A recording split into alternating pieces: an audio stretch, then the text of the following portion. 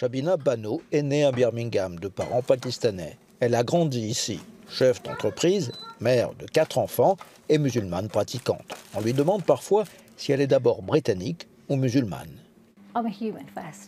Je suis d'abord humaine, puis musulmane et britannique, car je vis en Grande-Bretagne. Ma nationalité ne s'oppose pas à ma religion. Si vous demandez aux enfants quelle équipe ils soutiennent, car il y a un match, c'est l'Angleterre, ils sont britanniques. Le matin, Shabina conduit les enfants à l'école. Ses filles étaient inscrites dans une école religieuse, mais leur mère a décidé de les envoyer à l'école publique pour leur ouvrir l'esprit. Mes enfants doivent trouver leur place dans la société laïque, connaître les autres religions. À la maison, c'est moi qui leur enseigne la religion. C'est pas le rôle de l'école. Parmi les 600 élèves de cette école, 5 seulement ne sont pas musulmans. Comme Academy, Allnow a une grande liberté de gestion. L'école est financée à la fois par l'État et par des sponsors qui peuvent être des groupes religieux.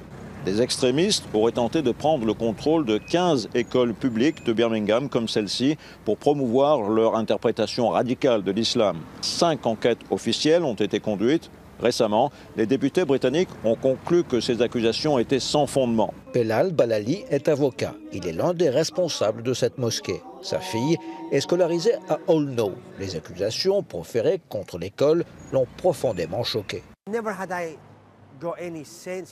Je n'ai jamais eu l'impression qu'on avait affaire à un complot orchestré par des fondamentalistes, des extrémistes qui allaient convaincre mes enfants de mettre une veste bourrée d'explosifs pour aller se faire sauter dans une piscine. C'est complètement fou. Barry Henley préside le conseil d'administration d'Allnow Academy. Ce conseiller municipal estime que, même si la religion est enseignée à l'école publique ici, certains établissements avaient abusé de leur liberté. À Allnow, par exemple, on enseignait le Coran après les classes, ce qui ne pose pas de problème si c'est organisé par la mosquée.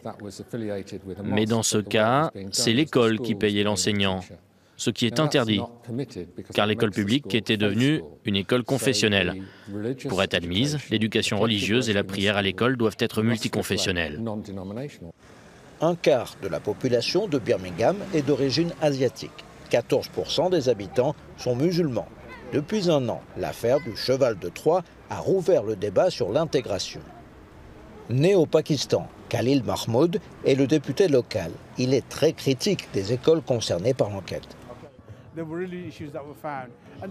De vrais problèmes ont été détectés et la cause de ces problèmes est le manque d'intégration dans certains quartiers à prédominance musulmane ici à Birmingham.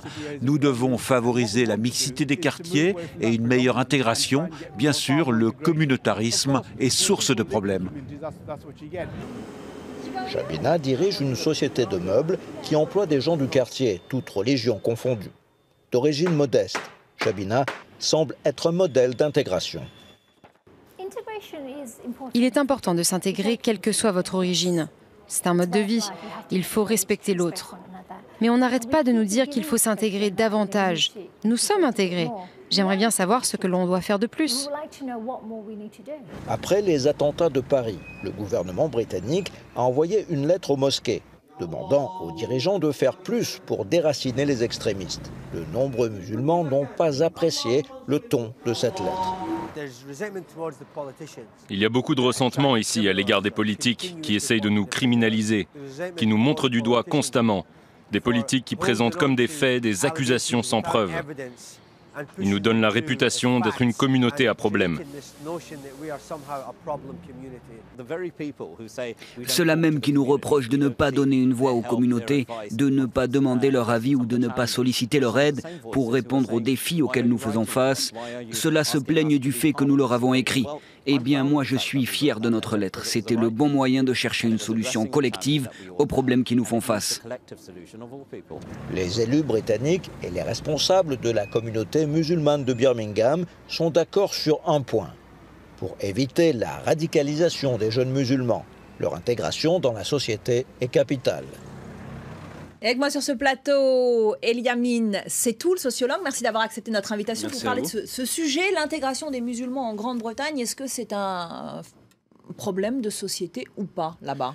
On peut dire que ce n'était pas un problème de société avant les années 2000. Il faut savoir qu'en 1976 a été créée la Commission pour l'égalité raciale qui s'est chargé de lutter contre les discriminations et qui a permis l'émergence d'une communauté musulmane, une classe moyenne musulmane de bon niveau.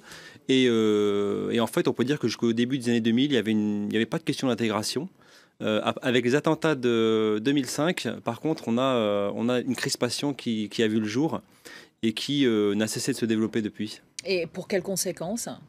Une conséquence, déjà, beaucoup plus de discrimination à l'encontre des musulmans britanniques.